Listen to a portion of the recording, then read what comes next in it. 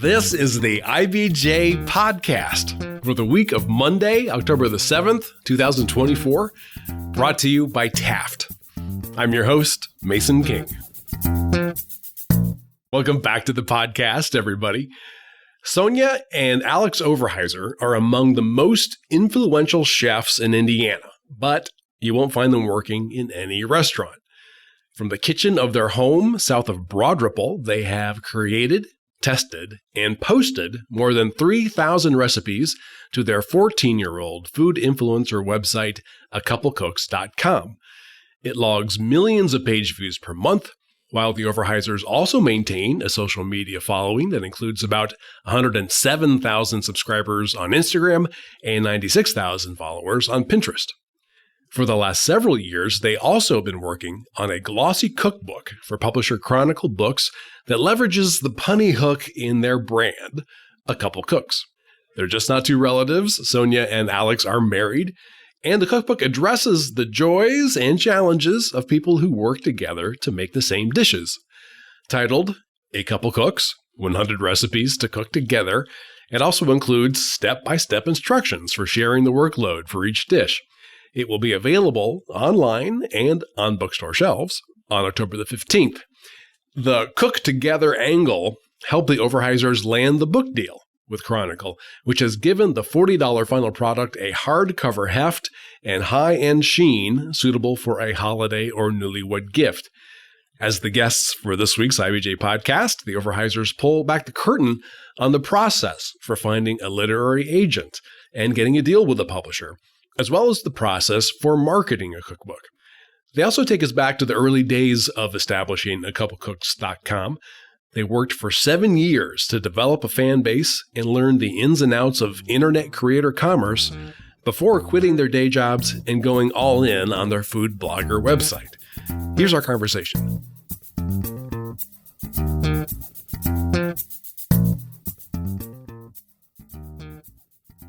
It's my pleasure to welcome to the IBJ podcast, Sonja and Alex Overhiser, founders of the Indianapolis-based food website A Couple Cooks, and the authors of the upcoming cookbook titled A Couple Cooks, 100 Recipes to Cook Together. Thank you for making time to come to the podcast studio today. Thanks so much for having us. Glad to be here. In my hands, right in front of me, is a copy of this cookbook, which will be available October 15th. This is a substantial book. It hardcover, full color, about 350 pages. How many hours of work went into producing this on your end? Thousands. I'm not sure we kept track. So I think trips to the grocery store might be the better question. Hundreds of trips to the grocery store. Oh my God, that's right. So yeah, you develop all of these recipes at home. Do you have like an industrial grade kitchen? Or because this is designed for yobs like me, do you purposely do it like in a normal kitchen? The second, yes. We try to make everything very accessible to the everyday home cook. So we want to be cooking with whatever most people are cooking with, which is a standard oven, a standard setup. It's not industrial grade at all. We're gearing it very much to the everyday home cook. Gas or electric? We have an induction stove, actually. Oh! So my wife is going to be happy to hear that one. There you go. We did just upgrade to an induction range, and it is wonderful. One vote for induction. Yes. Okay. I will take that home with me. When you finally got a hold of the finished product, how does that feel? I mean, one of the things that I've always loved about being in publications is that I get to like hold it at some point. What was that like for you guys? It's surreal. I mean, you spend so long working on something that's only in your head or on a computer, and to hold the paper and feel the pages, there's really nothing like it. And especially with this book, so much of it is part of our life, right? So we made all these recipes. We had a child born in the process of it. All of it is very also personal to us. So it's extremely meaningful to hold it. And we were really hoping for like this beautiful gift quality book. And so to actually pick it up and it's like, oh, this is heavy. And the pictures are glossy, and it's just been really exciting to have it in hand. It feels like what we would call like a coffee table book. Though, I mean, obviously you want people to actually have it in the kitchen with you. Right. Well, the best feature of it is if you open it, it lays flat. So you can just open up a recipe and cook from it. Is that an actual like engineered design of a book? Definitely. To make sure that it can lay open? It is. And I think we were really hoping to get a book with our dream publisher, which we were able to do with this book. And they take all those things into consideration. So what does it feel like when you're cooking with it? What does it feel like when you open it? How do the pages feel? You know, the entire experience. And so we feel very honored to be able to work with this particular publisher to create something that's not only just great recipes, but really just a beautiful tactile experience at the same time. Right. And the publisher is Chronicle Books. Okay. Yes. And we'll talk about them in a sec. When I was growing up, my mom had probably a couple shelves of cookbooks that she regularly drew recipes from. My memory is that the only other places you could get recipes were the newspaper and like your best friend or your mom or your grandma. So today you have instant access to maybe every recipe ever created via the internet. What do you have to do to make a new cookbook stand out and feel like it's worth a $40 investment when I could right now, within 10 seconds, come up with a beef bourguignon recipe? Right.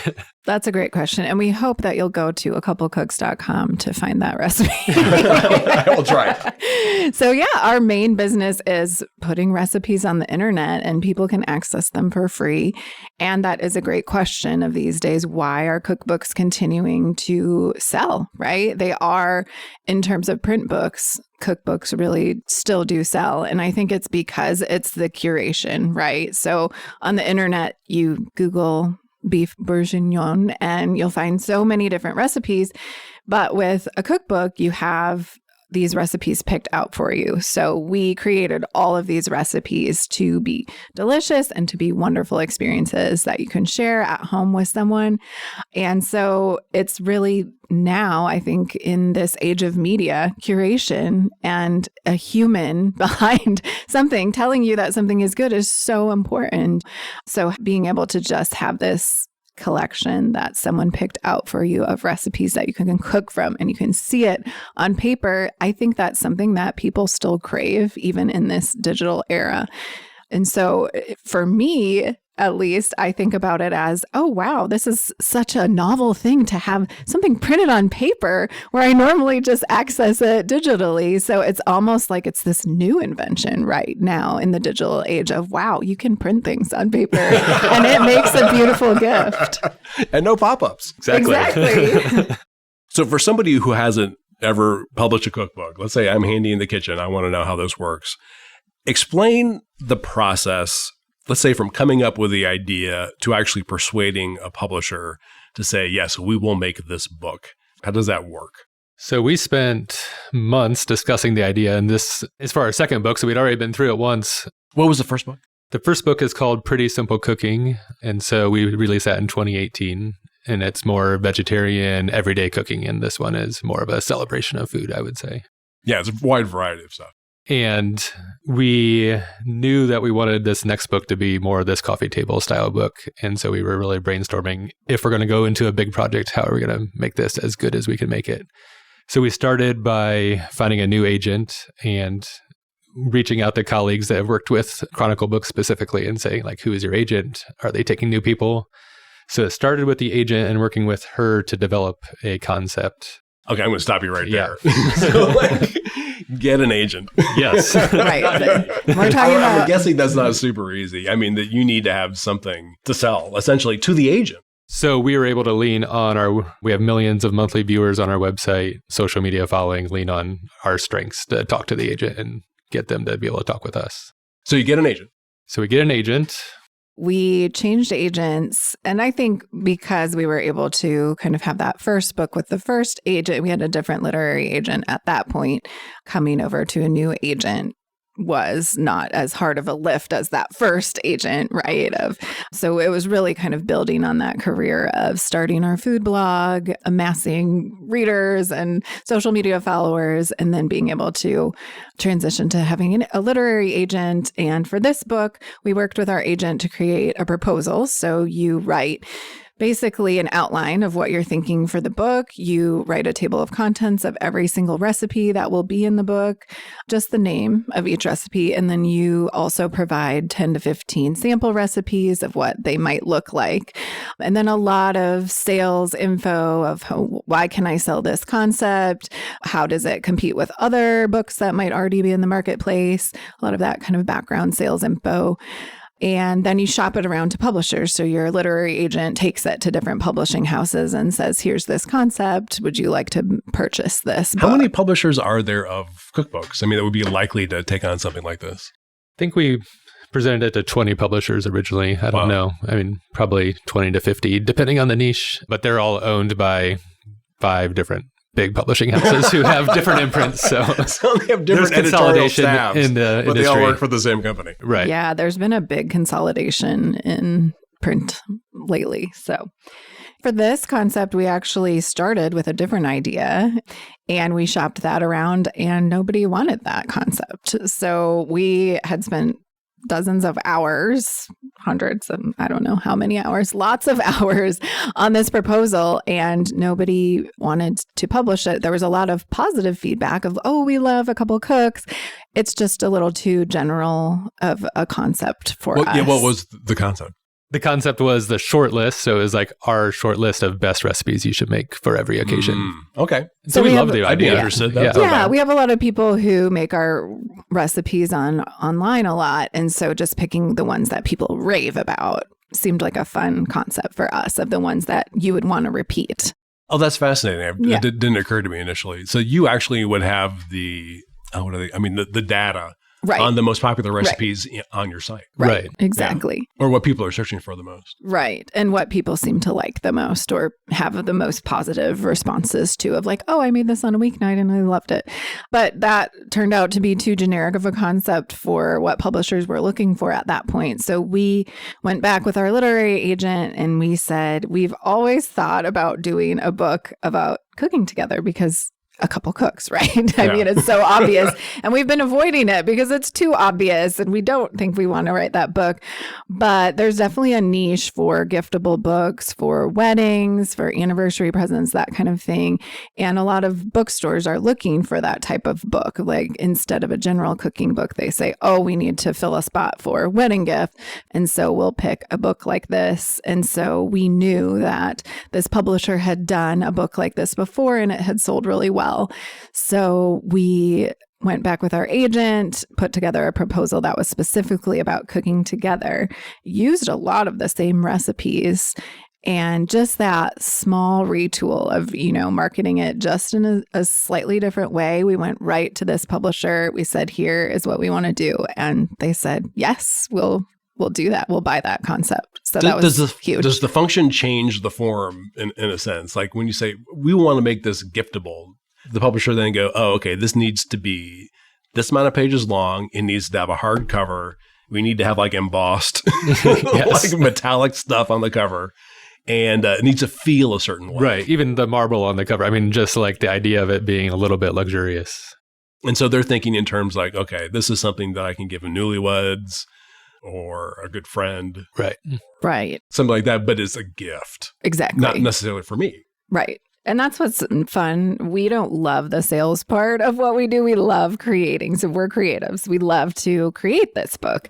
And unfortunately, there's a big pressure on authors to also sell, right? So especially these days, all the publishers are looking for what's your reach? What's your social media reach? What's your website reach? How can you be a part of selling this book? And for us, we've never loved that part. We're doing it. But for us to say, you might not want this cookbook yourself, but get it for a gift, that takes a lot of the pressure off of us as authors to say, like, it's fine if you don't like this book, but why don't you buy it for someone else? But it's a handy gift. And look, it's easy to wrap because it's so solid. Exactly. I was wondering about that first concept, and I'm just trying to think in terms of a marketing person. Like, okay, I've got these two folks here that have millions of page views a month. They have social media. I would think that I'd be like already like, yeah, we can sell this. I mean, because you guys are going to do all the selling. How much do they even get involved in marketing? That's a great because question. you have these different platforms that you can use.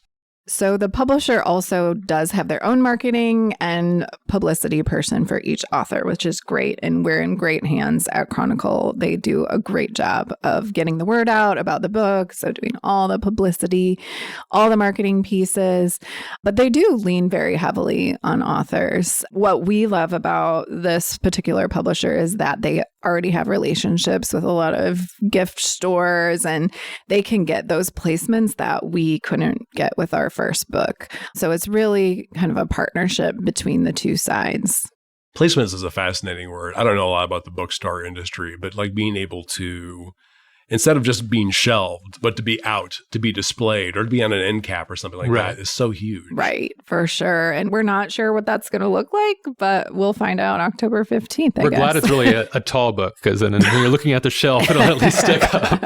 It's a fight to see who can have the tallest book. Exactly. So my understanding, you get an advance from the publisher. What is the advance for?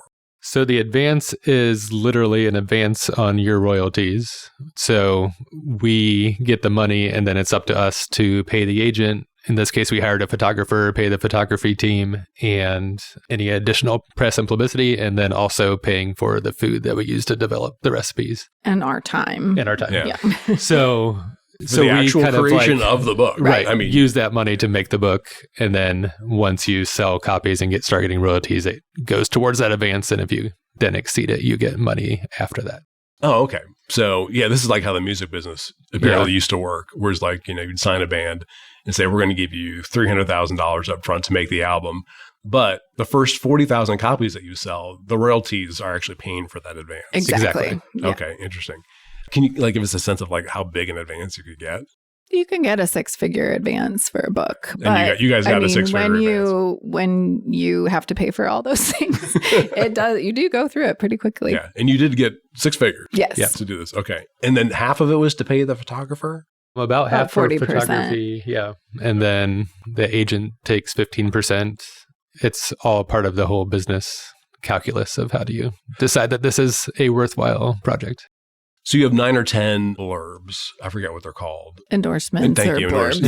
Yeah. In the book. How do you get those? So basically, you reach out to other cookbook authors that you know, that you have a personal relationship, or Hollywood stars. In our case, Heather Graham is a huge fan of a couple of cooks. She's been so generous in mentioning us on live TV, like national TV, and random interviews. We'll see a link back to a couple cooks. She'll say, "Oh, I made a couple cooks oatmeal and I loved it," or whatever. So this is the movie star. Yes. The ingenue from the 1990s. Exactly. From the Austin Powers movie. Yes. So there she is right there. Yeah. So when you find someone like that, then you can also ask, reach out and ask. She was kind enough to respond to a message on Instagram and said, "I love your recipes. I would be happy to give you an endorsement." So those are all out of the kindness of the hearts of each of those people who gave an endorsement. So it's kind of a pay it forward moment of people ask us for endorsements and we ask other people for endorsements, and it's kind of a goodwill among the author community. So how many copies is going to be in the first print run? I don't know. Do you know? No, we're not sure. Okay. Do you know how many copies you have to sell in order to start making more royalties? I don't know. Also don't know that. Yeah. A lot. We're just a lot of copies. Thousands of copies. Do they give you like a range of like, we would expect this to sell X to X copies? No, it's interesting. Publishers don't seem to care so much as to setting sales goals or even letting you in on those types of numbers. I think they have those calculations, but that's not something they share with an author. Wow. My understanding is they do smaller book runs now, and because they're able to do it more quickly, and so so they lower their expenses. Do a large first press, yeah. And then if it gets hot, then they can get more quickly. You turn around and recalculate. When it gets hot, you mean? Sorry. My fault. When this book gets hot. Since this book is being pitched to people as a potential gift, October is a good time to release it because Christmas is coming. But then also in the spring, you've got wedding season. Exactly. Yeah, Alex did a little research and found that most people are searching for holiday gifts between October 10th It's and October 15 to first week of December. Yeah, it's a peak of wedding gift searching. Is that right? I yeah. had no clue because I'm always buying the wedding gift the very last second. Same. Yeah. That's amazing. And holiday gifts. So So- apparently people think ahead. Yeah. But we did not have anything to do with our release date. The publisher chose that back when we got the book deal, so about 2.5 years ago. And it did slide 1 month. So it was originally September and they pushed it out a month to October. So actually, you don't have a lot of say over your launch date when you're an author. So just the way that I'm receiving this information, it sounds like you're not counting on this book to pay your mortgage for the next 5 years. No, Correct. no, that's what our website is Right. for. You don't expect this to be a major source of income. We hope it will be. I think Yeah. if we were able to relay this into several books in a row, then that could become kind of something that builds over time. But as value, it sounds like it's more just as another kind of marketing for the Two Cooks brand, the Two Cooks website. Or a Couple Cooks, I'm sorry. Yeah, I mean, I think it's very important in this day and age on the internet to show that you're an expert, and books really help with that. So I think while they are a lot of work and emotional energy, they do provide that expertise. And in our business, getting readers from Google searches is very important. And so when Google sees that you have not one, but 2 cookbooks that people love, they kind of count that as an expertise of, these people know what they're talking about. From what I remember reading from back in my days as an arts editor, like getting on the bestseller list is super important, like especially like in the first week, because all the pre-order copies all count towards the first week. So let's say you get on the New York Times bestseller list, you're 8th or 9th or 4th or 1st. How then do you parlay that into something more? Or is that something that you guys think about? So you are correct. And not a lot of people know that all pre-order sales count as first week sales. And so we've really, with this book, been trying to lean into that in terms of letting our friends and family know about that, because most people say they don't even know. So that is really helpful in terms of building momentum for the book. So the more bestsellers lists you're on, the more visibility you get, the more press you get, the more just positive upward spiral you get with your book. It's more likely booksellers, small bookstores will say, oh, this one's on the list. I'm going to pull it out and give it that prime placement. Right. Amazon has their own list. So that one is as simple as if you click on cookbooks in this category, the top 20 will be shown there. So for people just browsing for Christmas presents, being on that list early on then is more likely to keep you at the top. Yeah, because that's exactly how I you. shop for toys. Exactly. Like for all the various children that we know, is like, well, this guy's 9. Toys for 9-year-olds. Right. Exactly. Click. Right. Top 100 toys. Right.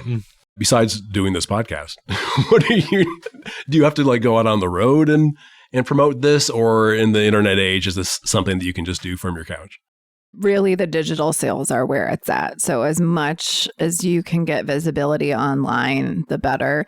I'll be doing one trip to Portland since I'll be on the West Coast for another business trip to do a book appearance. We're doing a bunch around town, but for this book, we're keeping it pretty low key because exactly what you said, there's so much power to those links online, from a digital story, from a website, from an Instagram influencer.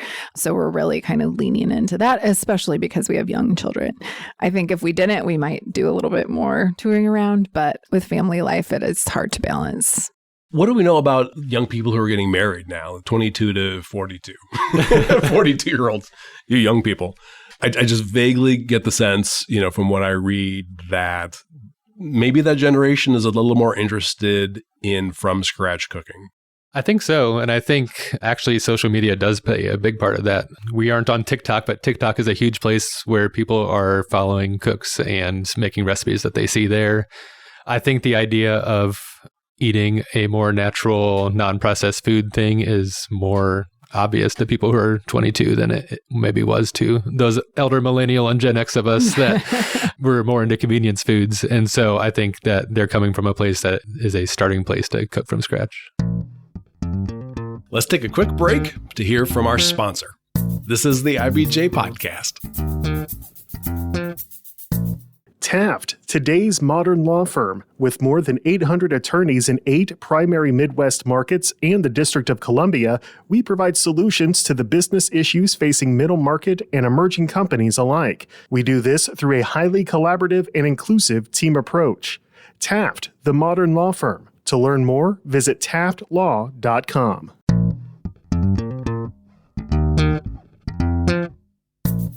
All right, we're back with this week's edition of the IBJ podcast and our interview with Sonja and Alex Overhiser from A Couple Cooks. This specific idea of cooking together, is that something that we would consider to be vogue among millennials or Gen Z?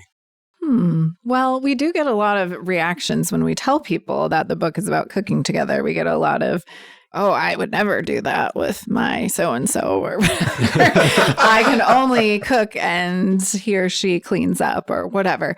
So I'm not actually sure about that. I think what we're trying to encourage in this book is just cooking with anyone, right? So cook with your roommate or cook with your friend or cook with your mom or cook with whoever, making cooking into an experience. And I think that is something that the younger generation does really crave, is just experiences, right? Because there's so much screen time and online things, as that we're providing this idea for an experience together in the kitchen. And the book actually does, outline how 2 different people could work together to make a particular recipe. Right. Any of the recipes. This is a fun idea that our publisher had, was to provide icons. So there's a circle icon and a square icon next to each step that shows how you could break it down if you wanted to, if you had 2 cooks. So for us, we didn't want to change our recipes. We write them in a standard way that is kind of accepted nomenclature of how you write a recipe. We wanted it to work for a single cook too, but they had a fun idea of bringing in the icons to show how you could cook it together if you wanted to. So that is shown throughout the book as well. There's circles and squares everywhere to kind of show that dance in the kitchen. And then do you give people instructions on how to deal with power struggles in the kitchen? We do, actually. Thank you for asking about that. I don't know if we provide enough instruction for the amount of power struggle that We there should is. probably have a hotline listed, right? You should. If you have a Just problem, go call. right to your cell phone. Yeah. No, but it's a lot. We have a whole section at the beginning of the book that talks about that, and especially the idea of just respecting each other's opinions, because as we develop recipes, being 2 creatives in the kitchen, we definitely butt heads. And so learning how to respect maybe different cooking styles in the kitchen and see it as a different style instead of seeing it as the wrong way is the place to start. Amen. Maybe remember that later when we're cooking together today. So yeah, this is a good time to maybe go back a little bit and tell me the story of how you became food. Is it correct to call you food bloggers, or is that too reductive? Yeah, it's hard to say what we are, really. We are food bloggers, and some people like to use that term. We're also website owners or, creators of a digital brand. There's a lot of terms that you could use. So let's take it back to what I understand was the first day of college. Yes. Is that correct? It's true. Oh boy. So we're getting personal here. It's in the book. It's sort of in the book. I was looking for more detail. So did I take you guys went to IU Bloomington? Correct. Okay. And it's first day of class. This is interesting because I actually have married friends who also met on the first day of class at the, I don't know what you call it, like the main greeting place at IU. Where did you guys meet? We actually lived on the same floor, so we had a co-ed floor in our dorm, and so literally walk down the hallway and see each other on the first day of school. But we did not start dating on the first day of school. He dated my friend for all of freshman year, and then they broke up, and then he made his move.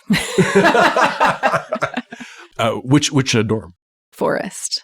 Not that I know. Shout out to anyone who's lived in so Forest. Our first meals together were, food court. So it was good times. But then your college sweethearts for the rest of the way through. Yeah. Right. Got married after college, moved up to Broad Ripple area, and been here ever since. And we bought a house in the Broad Ripple area, and we said, let's start having people over for dinner. But we knew we didn't have anything to cook for people. And so we decided that we needed to learn how to cook. So we got some cookbooks. We started watching cooking shows. And we just started trying and creating some good stuff and some really horrible meals together, but we just started trying to cook. And that kind of fueled a passion and just like a love for the kitchen, being around people who loved to cook. We saw that it could be something that was fun, that was life-giving, that was creative, and that's something that we could do together as an activity and not just a, efficient eating a meal and being done with it. We found that it could be just a really fun process. This was about 2007 when you really started intentionally looking at ways to cook meals for friends, for yourselves. Yes, right after we got married. And at that time, there were food blogs. This was not a business. It was just people putting recipes out on the internet. And that's how we were finding a lot of recipes. So Sonja said, hey, we should start a food blog too. And I said, no. But eventually she wore me down. And she had the brilliant idea of calling it A Couple Cooks. And so it was a really fun community. We were really into the non-processed foods, eating lots of vegetables, going to the farmer's market, seeing what we could make that week, and then putting a recipe on the internet. And it was a special time where other food blogs were doing the same thing. We would try each other's recipes, comment on them. So it was really an online community towards cooking. And this was before social media, right? So everybody had blogs back then. And it was, you didn't have to be talented to put stuff online. You just put stuff online and then people were like excited about what you were posting. To be fair, you still don't have to be talented to put stuff online. I mean, I think the bar is so much higher these days, like you have to be an excellent, in my opinion, an excellent creator of content to get noticed these days. So back then, the bar was much lower. What were your day jobs? What were you guys doing for a living? We were working for a technical writing company, which is interesting because we wrote a lot of user manuals and figured out how to use technical products and then translated that into instructions for an everyday user. And that is a lot of the basis of what it is to be a recipe writer and a cookbook author. So we're doing pretty much the same thing, but we're really focused on the everyday home cook as the user of our recipes. And then kind of in line with the theme of the book, what did you learn about each other when you were cooking together?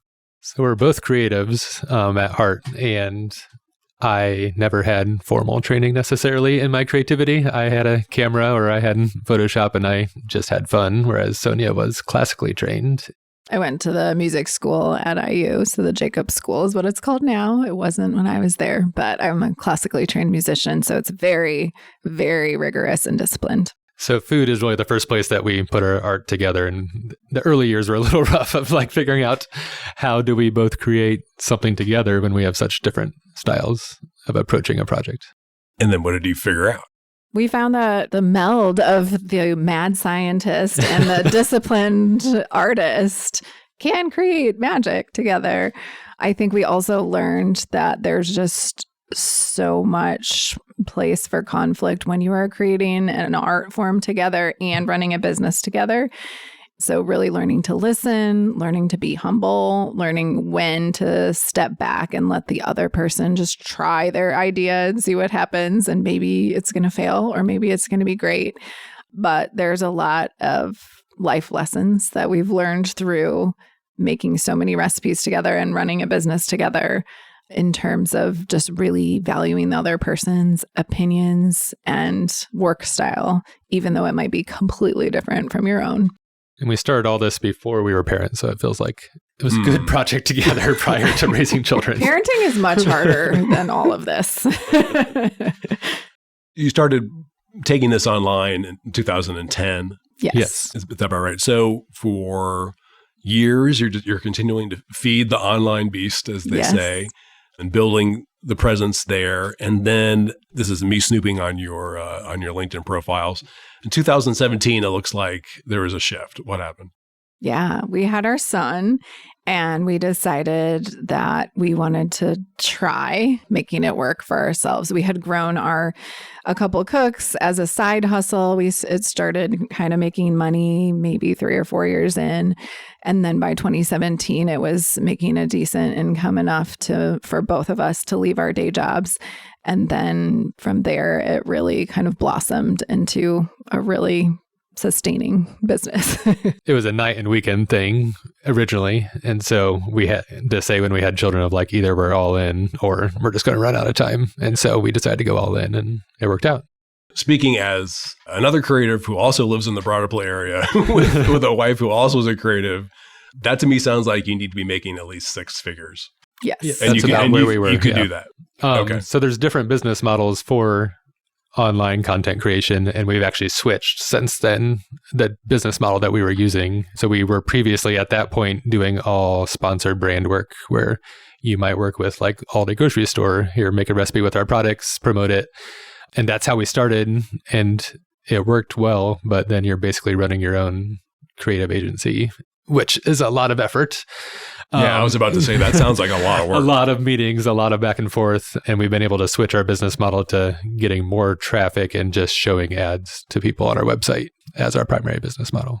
Okay, so now it's just banners, pop-ups. You have a newsletter or a regular? We do have a newsletter as well. Is that sponsored, or do you have ads that on just there as pushes well? people back to the website? And, okay. Yeah, I gotcha. Just circular. So we went hard in on SEO, search engine optimization. And so a lot of our business, the front looks creative. The back end is very analytical, data-driven, lots of research in order to get to the place where you can Google, I don't know, apple cider cocktail, and we'll pop up for that or whatever. So a lot of people will tell us, oh, we saw you were number 1 on Google for this or that. And we say, yeah, that's, we've been spending a lot of time and effort to try to do that. But I'm so glad that you noticed. Wow, that was super fascinating. I mean, obviously, we're mainly an online organization now, though we still have the same like legacy print products that we've had forever. Right. But yeah, we spend a lot of time trying to figure out, as they say, SEO. Things like that. And it's a time suck. Oh, yeah. So would you guys both be involved in that, or is it more to your skill set or more to yours? We have figured out how to make our skill sets really complementary. So I love digging into the numbers and nerding out and all that sort of thing. We both love to cook. And then Sonja's developed the skill of writing for SEO and writing blog posts that can show up on Google. And so we have turned into a good team that can balance all that. Yeah, what are your roles on the editorial side of the website? Who does what? So I write all the blog posts, and then Alex does a lot of the technical stuff. We have a technical team that helps as well. But yeah, that's kind of the breakdown. And then he does a lot of SEO research, but now I have gotten really nerdy into it as well. So there's a whole art and science around how many people are searching a specific keyword at any certain time on Google. So we've learned so much. And it's very interesting because it also shows the behavior of people, right? So we now know how many people are searching for a roast chicken recipe at any time of the year, or when do people start Googling Halloween cocktails? We're hopefully number 1 or 2 for that. Oh, this is blindingly obvious, but as Thanksgiving comes, I'm sure you have a plan. Oh, yes. We do, but that's actually surprisingly... Everybody's just looking for one green bean casserole recipe, and they make their family recipes. So there's tons of people cooking that day, but they're not looking for very many different types of recipes. Oh, that's fascinating. Okay. Other times of the year, people are looking for a more broad type of recipe. Oh, wow. So the people tend to stick with what they know, right? What they have. But we do say, I mean, we traffic see just a lot plummets on Black Friday. So then, it's all balanced because nobody's cooking on Black Friday. That's crazy. Oh, that's super interesting. But it also is interesting to see on the day of Thanksgiving, you get to see the behavior of people, right? What time they're cooking. He is always monitoring our analytics. And so he's like, people are boiling carrots right now. Or, and it's really interesting to understand people's behavior through a food website. And this, back to Heather Graham, this is how we found out. She mentioned us on, was it the Ryan and Kelly show, of like, all of a sudden I saw everybody's looking at our toasted oatmeal recipe. Why in the world? And then later on, somebody said, hey, we were watching TV this morning and when Heather Graham mentioned your oatmeal. So it's just like wild to see behavior through numbers like that. Has the web traffic to the site grown continually? Or, I mean, have you plateau and then come up with a new idea? Or how does that work? We are at the mercy of the Google algorithm. So people right. in this business know when Google updates things on the back end. The casual user doesn't really know. So a lot of times things will change every 6 months as they update their algorithm. So we've grown tons since we started, but it kind of fluctuates based more on that.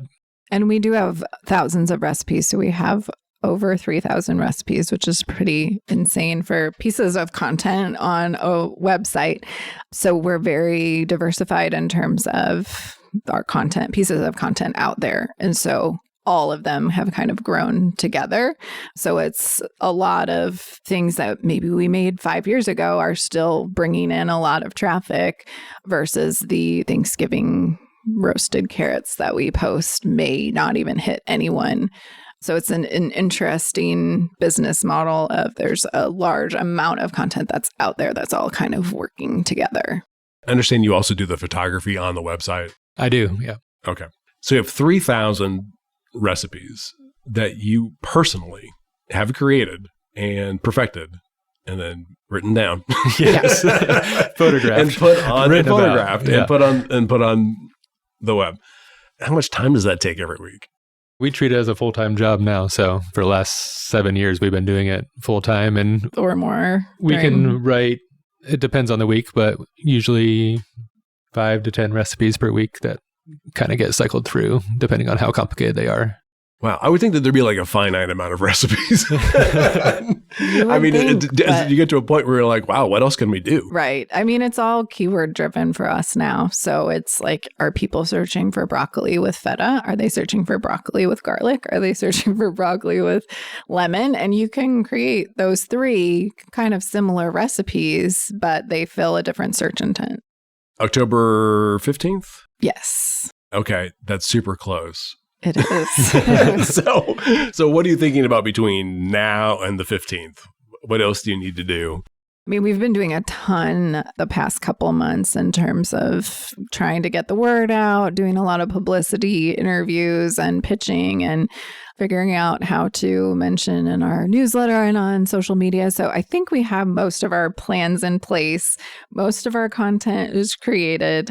So I'm feeling pretty good. Yeah, it's mostly just execution at this point. Yeah, we have a bunch of books going out to influencers from our publisher that will hit in the next few days. So we're hoping that there will be kind of some buzz with that. And then we have some giveaways going on and just kind of fun stuff. And then we have a launch party on our launch day. So the local bookstore, Golden Hour Books, has been an incredible support of us. We've had them do a lot of our pre-orders. So they offered to ship signed books anywhere in the US, which is amazing. So Golden Hour is getting a big shipment from the publisher. We'll be signing them, and then they're going to fulfill the shipment nationally. And you can also pick it up if you've locally pre-ordered it at Golden Hour. So that was something amazing that they offered to us, is to figure out how to ship nationally and figure out boxes and, you know, all the different logistical pieces for us. And then we really funneled a lot of our readers to their store. So it was great for both of us to, you know, be able to support a local bookstore as well as get pre-orders signed through there. Do you have the ability, or are they giving you the ability to go down the sales rabbit hole for the book? I mean, you're going to be on your computer late on October the 15th going, wow, how much have we sold so far? Probably. There's a weekly update called Book Scan that'll tell us how they are selling across the country. So, but there's you have no danger of like being up at 4:00 in the morning actually tracking sales. Right. That's good. I think that's good for everybody. Well, best of luck to you guys. Thanks for coming today. And we don't talk to you before the holidays. Happy holidays. Thank you. Thank you so much. My thanks again to Sonja and Alex Overheiser. And folks, before you get on with the rest of your week, there are a few stories I want to draw to your attention in the latest print edition of IBJ. First up, in 2018, India-based tech giant Infosys promised it would build a $245 million multi-building campus on a West Side property formerly owned by Indianapolis International Airport. As Susan Orr reports, the site currently has only one building, and the company isn't talking about further plans. Also in this week's issue, Daniel Bradley reports that Carmel Clay Parks and Recreation is headed for a fiscal cliff without plans for a long-term funding source. And Dave Lindquist previews the local events focused on Taylor Swift that are taking their cues from the pop star's 3 Indianapolis concerts in November. And again, you can find these stories in the latest print edition of IBJ or online at ibj.com.